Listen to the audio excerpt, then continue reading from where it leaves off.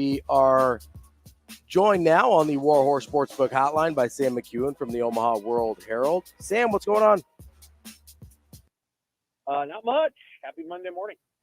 Good to talk to you, Sam.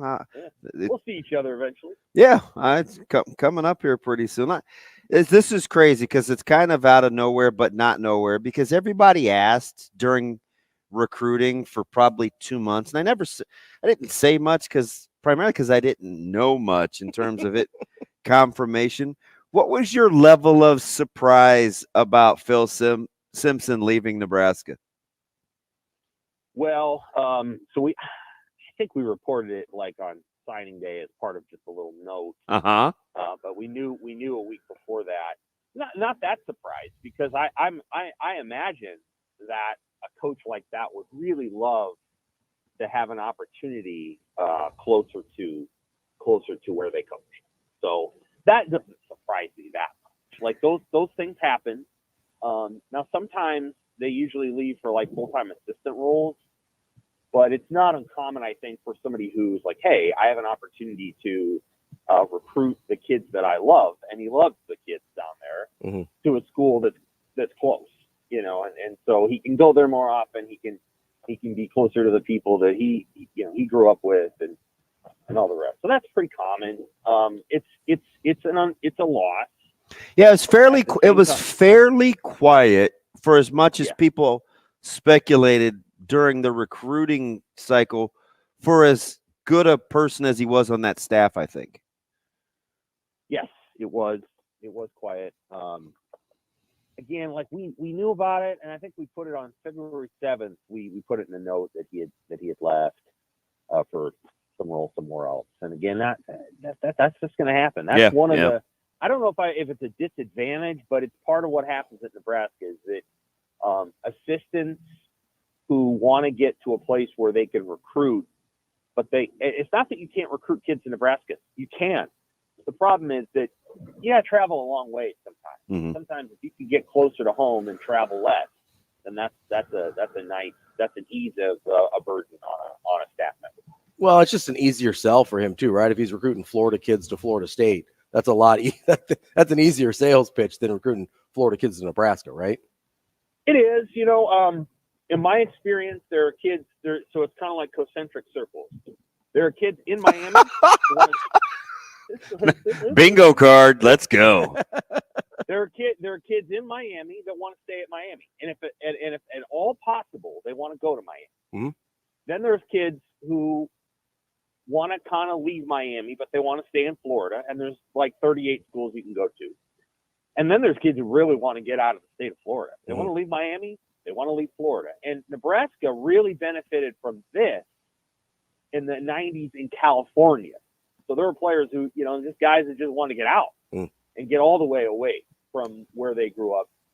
And Nebraska got a lot of those players and got really, really good players. And so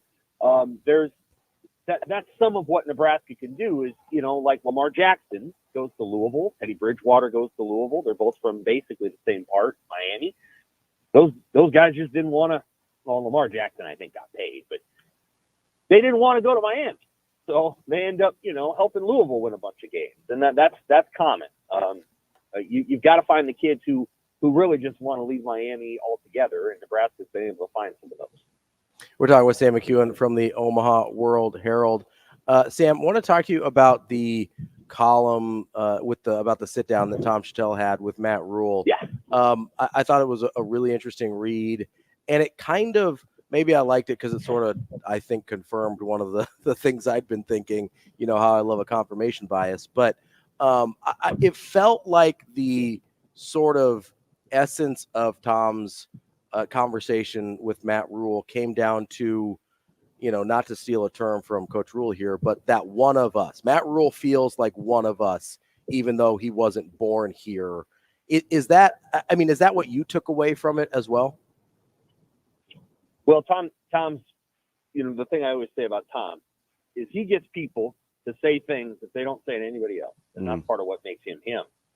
And so you can always read something that Tom has when he talks to a coach, whether it's John Cook or Greg McDermott or now Matt Rhule, where Matt Rhule wouldn't have said that. So the things that Rhule says to Tom, he probably isn't going to say to other people. It's just a gift that Tom has.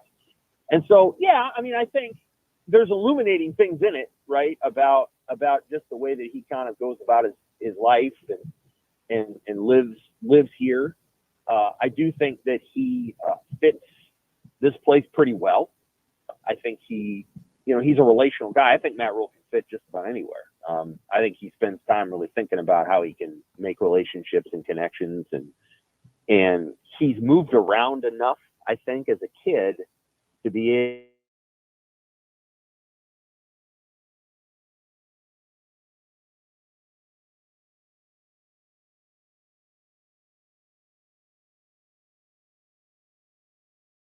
kids and going out and doing stuff and being a part of the community. I think Nebraska had other coaches who were like that. Mike Riley was like that. He just didn't have any kids to go storm a court with. So, but I mean, it's nice to have that, and I think Rhule's sincere about that. And anybody who loves food is always going to endear a sports writer. And Matt Rhule really actually has like a love and a passion for 100% wine and all that. Yep. So, sports writers like that. So yeah, he endears himself pretty successfully to the rest. So far, and we'll see, and just talking to him as much as I have about a multitude of things, he seems to have. Now it's just year one, so knock on my head here, wood. The balance between understanding the media and what's said and what's out there, but so far it doesn't sway the essence of who he is. He's so authentic and secure that he can get a vibe with what the pulse is, and it doesn't faze him, right? And sometimes he'll even talk to you guys about it in a presser, and it's like, oh, he's paying attention, but it hasn't compromised him yet. You know what I mean? It usually eats at other people over time, and it sways the way that they normally would carry themselves. Agreed. Yeah, I think that he has I think he has a personality that can manage it pretty well. I think he also understands that to be the head coach at Nebraska is to have an intense amount of interest around you, and to have an intense amount of interest around the program and the players, and to also know that there's only so many hours in the day where he can get that message out himself, separate of us. And so he's going to use the collected media, and there's a lot of us, to talk not only to his team, but also on some occasions to deliver a message about his team. There's been a couple of times where I thought, after the Michigan game, there were some things he felt like, 3 days later or however many days later it was, I think there were some things he felt like he had to say about the Michigan game that maybe didn't come out right away. Or things like, hey, this is kind of what you get with me. Right? I mean, yeah, it's like, whoa. He's been sitting on that. Yeah, and he's good. I mean, he's disarming in that way, and he does his job really well in that regard. As it related to the way that Nebraska's offense played last year, the media probably should have done a little bit better job. That was a historically bad offense, and I do think that they've taken steps to remedy that. I do, but you got to find a way to land in the plane, in the last 4 games. And against Wisconsin, they played pretty well. Again, that's one of the best games they played all year. So it's too bad that Wisconsin played pretty well that day too, and Wisconsin ended the season on, I don't know what it was, 3 or 4 game winning streak, and actually found its sea legs by the end of the year. Wisconsin was playing pretty good football. But the other 3 games, Nebraska did not. They just didn't put their best foot forward.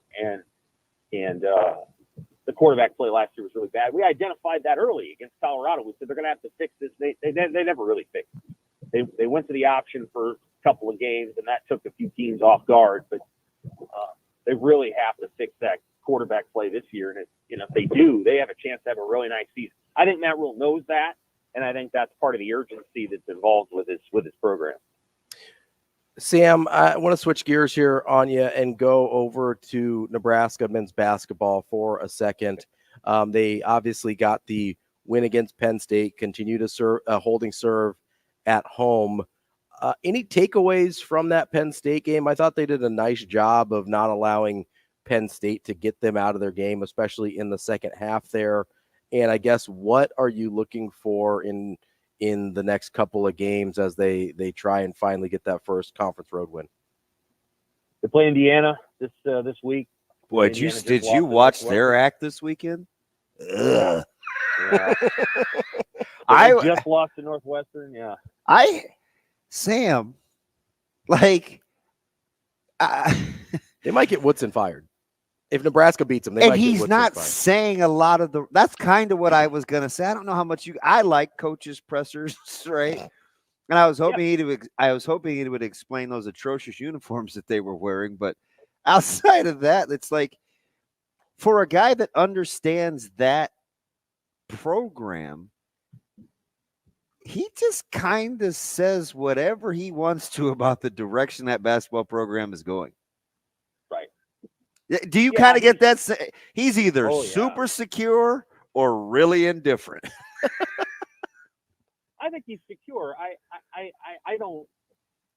think if Indiana wants to make a change there, he'd be like, well, this is amateur hour. And it would be amateur hour if they were like, it would not be amateur hour if Michigan replaces Juwan Howard. Clearly there are things there that are not going well. Well, as a Laker fan, he could take Hood Schifino back. That's for sure. Man. Yeah. So in Indiana, I would say that Woodson, he shouldn't be going anywhere, but they'll do what they do, and yeah, I think Nebraska's got a great chance of going there and winning. I think Nebraska's got a great chance of beating Ohio State. They just played their one game. Ohio State did. Now, what's interesting about Ohio State is they've got good players. Yeah, they're capable. Better players than Nebraska. They do. And so, but this is Jamison Battle does this everywhere he goes. Like, he's a confounding. He didn't really make Minnesota better. Minnesota's better without him, which doesn't make a lot of sense, but they are. And Ohio State has not been as good, as they probably could have been. And you wonder if that has something to do with Battle or something else. You just don't really know. But they've got a chance to win a couple games down the stretch here. Indiana, to me, over the last however many years, and Dirk, I think, put something out about they've been to the Sweet 16 7 years, whatever. Indiana, aside from Trace, who was there for 4 years, they're not very big, and they're not like super athletic. They don't just jump off the screen at you, and you can beat them. That's just no other way to put it. You can beat that team because they're not what you think an elite basketball program should look like in terms of their speed and their height and whatever. Same time, they almost beat Kansas earlier this year at home. And so they can put it together on the right day. And, Nebraska's going to have to play really well to win. And a lot of these teams are not doing that on the road. Northwestern is. Northwestern got a huge win over Indiana, and that win pretty much puts them in the tournament. Helps so, Nebraska too. Don't think I wasn't on the Northwestern and Minnesota watch this weekend. Yeah. Yep. Well, those teams are battling. They're battling for those two teams are battling for an NCAA tournament spot. If Indiana had won yesterday and had beaten Nebraska, they would have played themselves back onto the bubble, and then they probably would have had to win out. But they're probably headed for the NIT at best. And Mike Woodson, I like him. I just think he needs to recruit better players. And in the portal era, that's hard to do. You have to go recruit portal kids. You can't develop kids at 18 years old. You have to go get the portal kid. And they got one, and Ware, he's a good player, but you got to get about 4 of them. And that's where Fred Hoiberg his long experience in doing this has helped Nebraska. They've gotten pretty good portal guys over the last 2 years. Does it seem like Michigan State's won 11 out of their last 13 or whatever it is?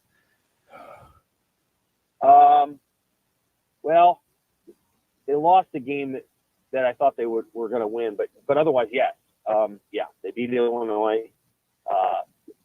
They have a lot of talent. So they started the year preseason top 5 for a reason, and they're finding their stride. And last year they were 2 buckets away from going to the Elite 8. Won't surprise me if they're in the Elite 8 again. Tyson Walker can be a handful. Mm-hmm. Yeah, they're good. Yeah, he's a good player. He's a good scorer. They have guys that are really inconsistent, but when they play well, they're good. And the thing about Michigan State that has not changed, and this is a little bit like Creighton, is they will take the ball literally out of the basket and score in 5 seconds. Yeah. That they have the ability to do that. And they've trained that way. And Creighton has the same ability. I mean, when made baskets make Creighton play sometimes faster than missed baskets. And when you're playing teams like that, it can be hard to break away from them. And that's why, I like Creighton and Michigan State both in the NCAA tournament when they get there.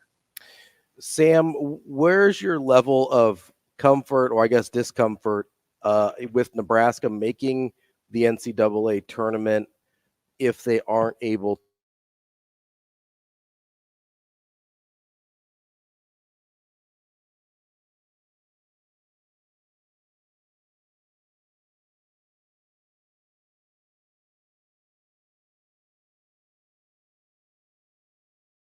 won 0 conference road games and made the NCAA tournament since they expanded to 68.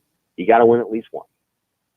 So there's considerable evidence that if you don't win at least one, the chances are slim of you getting in. Now,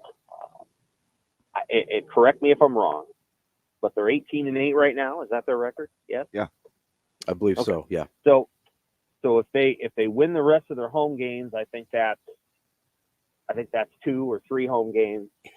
They would get to 20, and then they would, if they lose all 3 road games, they're at 20-11. I don't think that's enough. I think if they had beaten Northwestern, then 20 would be enough, but they didn't. And so now I think they've got to get to 21 at least. And I think most of the people around here would say 22 because there's a built-in fear around Nebraska basketball that what happened to Tim Miles however many years ago will happen to Fred Hoiberg. And you got to understand, and I don't say this rudely, there are people here who miss Tim Miles more than they like Fred Hoiberg. So Sam, there's diehard fans that feel that way, and so they're always mad. So they're always like, it's almost like, well, if they make it with 22 wins, then Tim Miles should have done it. I'm like, yeah, I don't care about that. Whatever. So here's the thing, and let me give it some context, right? That's one of those. When I said, people keep saying that, I think it has much more to do with, and I get the empirical data, I do, about you'd be bucking a trend. I think, and I said this last week, it would be more about a bad loss than it would be not winning on the road, because at Michigan is a bad loss. Nebraska currently doesn't have any bad losses. That's what I think it is. So I think it needs some context, especially in a year where top 25 teams have struggled on the road to begin with. I think the committee is weary of that. They understand that. It has more to do with how you would view losing in Ann Arbor than it being in Ann Arbor, because Michigan is not a good basketball team, but they do have a different roster at home. So that's what I think it is. I think it's the perception of who they're playing, because they'll probably be favored from here on out, with the exception of maybe Ohio State. Right. I'd be surprised if they're favored on Wednesday against Indiana, to be honest with you. But really, we'll see. You just watched Indiana, Sam. Yeah, I'm telling you, I'd be surprised. I guess we'll find out.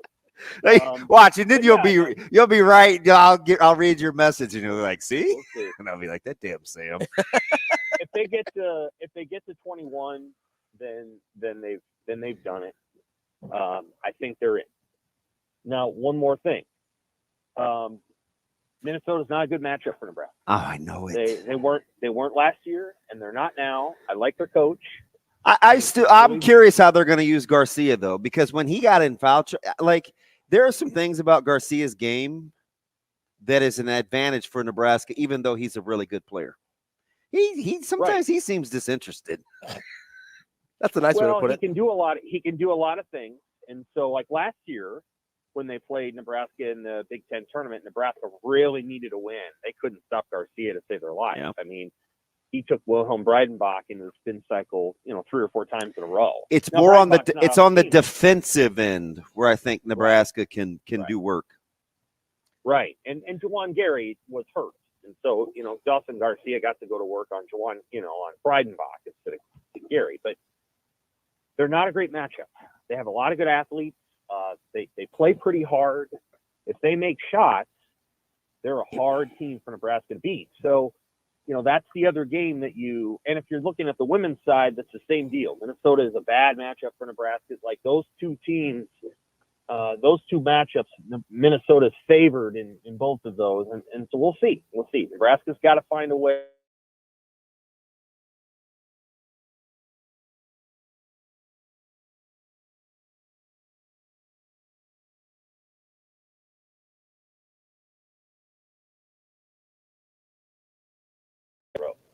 That'd be that. Sam, I'm gonna light a match here and then run away, as we've got about 90 seconds left with you.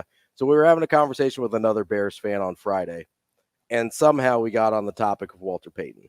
Oh Lord! And so I'm just, are you gonna die on the hill of Walter Payton being the best running back of all time? Because our other guy was. He's not, though. That he's the best running back of all time? Yeah. Yes. Is that a hill you will die on as a Bears fan? No. Okay. Okay. See, thank you. No. Where is he on the list? Jim Brown is the best football player of all time, and he's the best running back of all time as a proxy of that. Yeah, I don't know about that either. That's opinion, so I wouldn't fight you over that. I'm not glad that you said that about Payton, but I just think Payton was such a good guy in a city that he is connected with, that shares his same temperament of work ethic, that it has grown the lore. But there's a couple of other running backs, like if I had to just go play a couple of games, at least a handful that I would take. Who, like Barry Sanders? Oh, for sure.